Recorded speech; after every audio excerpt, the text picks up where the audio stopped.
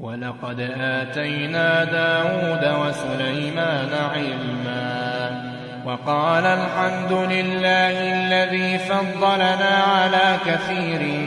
من عباده المؤمنين. وورث سليمان داود وقال يا أيها الناس علمنا منطق الطير وأوتينا من كل شيء إن هذا لهو الفضل المبين. وحشر لسليمان جنوده من الجن والإنس والطير فهم يوزعون حتى إذا أتوا على واد النمل قالت نملة يا أيها النمل ادخلوا مساكنكم لا يحطمنكم سليمان وجنوده وهم لا يشعرون. فتبسم ضاحكا من قولها وقال رب أوزعني أن أشكر نعمتك التي أنعمت علي وعلى والدي وأن أعمل صالحا ترضاه وأدخلني برحمتك في عبادك الصالحين. وتفقد الطير فقال ما لي لا أرى الهدهد أم كان من الغائبين لأعذبنه عذابا شديدا أو لأذبحنه أو ليأتيني بسلطان مبين. فمكث غير بعيد فقال أحطت بما لم تحط به وجئتك من سبأ بنبأ يقين.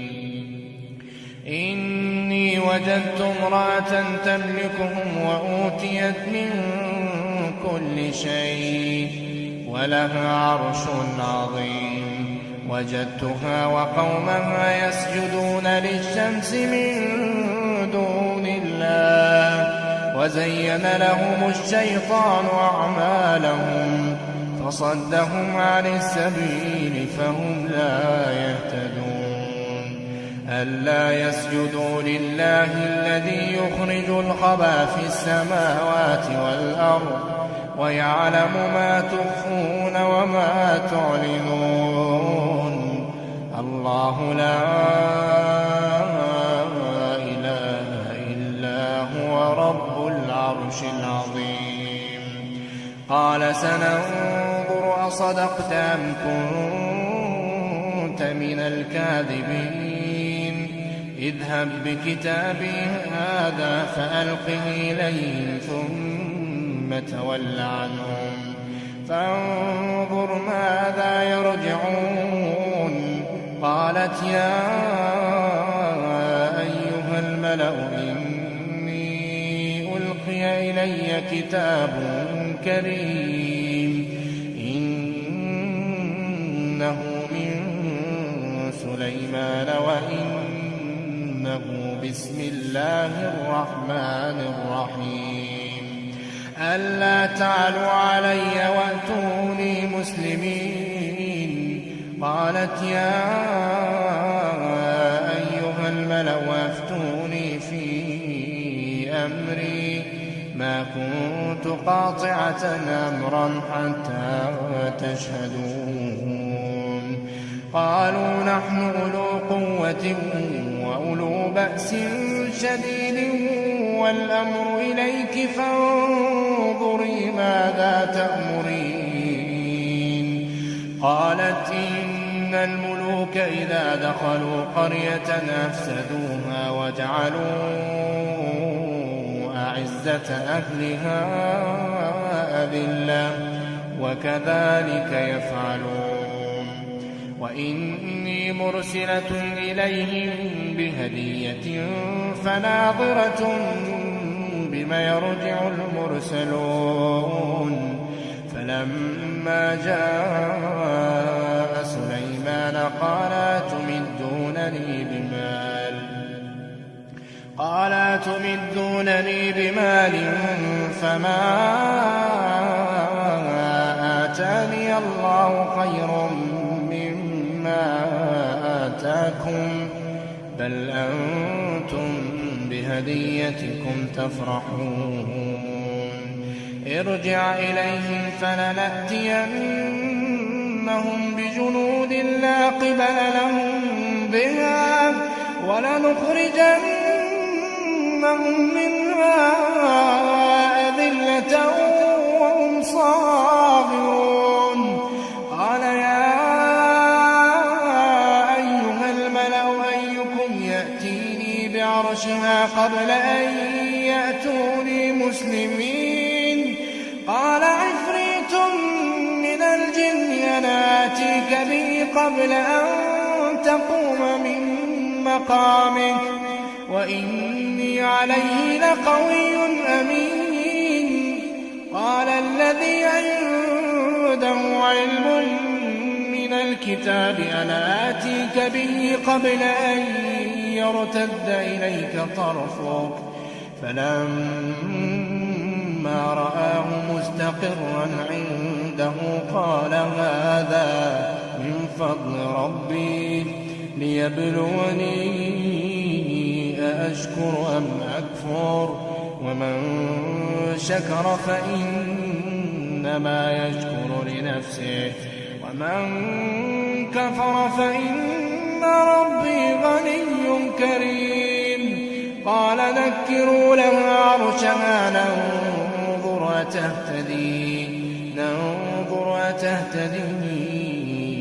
أم تكون من الذين لا يهتدون قال نكروا لها عرشها ننظر أتهتدي أم تكون من الذين لا يهتدون فلما جاءت قيل هكذا عرشك قالت كأنه هو وأوتينا العلم من قبلها وكنا مسلمين وصدها ما كانت تعبد من دون الله إنها كانت من قوم كافرين قيل لها ادخل الصرح فلما رأته حسبته لجة وكشفت عن ساقيها قال إنه صرح ممرد من قوارير قالت رب إني ظلمت نفسي وأسلمت مع سليمان لله رب العالمين ولقد أرسلنا إلى ثمود أخاهم صالحا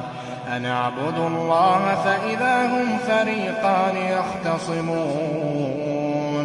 قال يا قوم لم تستعجلون بالسيئة قبل الحسنة لولا تستغفرون الله لعلكم ترحمون قالوا اطيرنا بك وبمن معك قال طائركم عند الله بل أنتم قوم تفتنون وكان في المدينة 9 رهط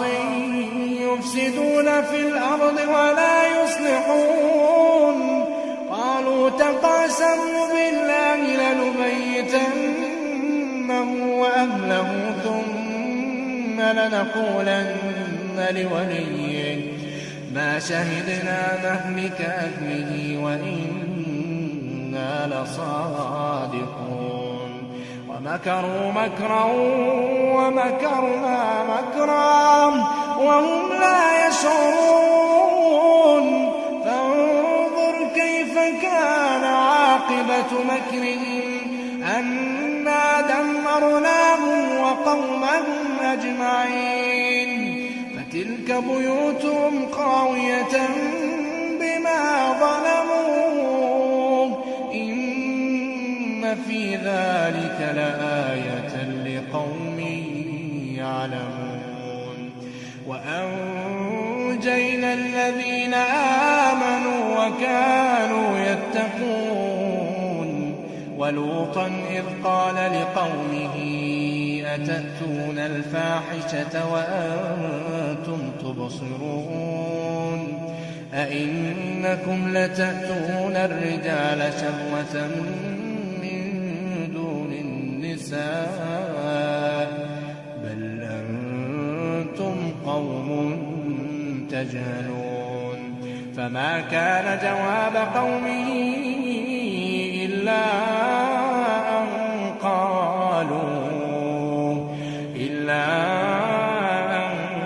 قالوا أخرجوا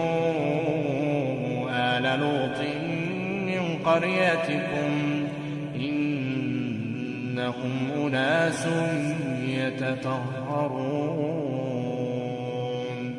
فأنجيناه وأهله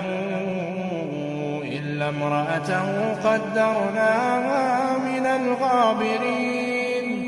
وأمطرنا عليهم مطرا فساء مطر المنذرين قل الحمد لله وسلام على عباده الذين اصطفى الله خير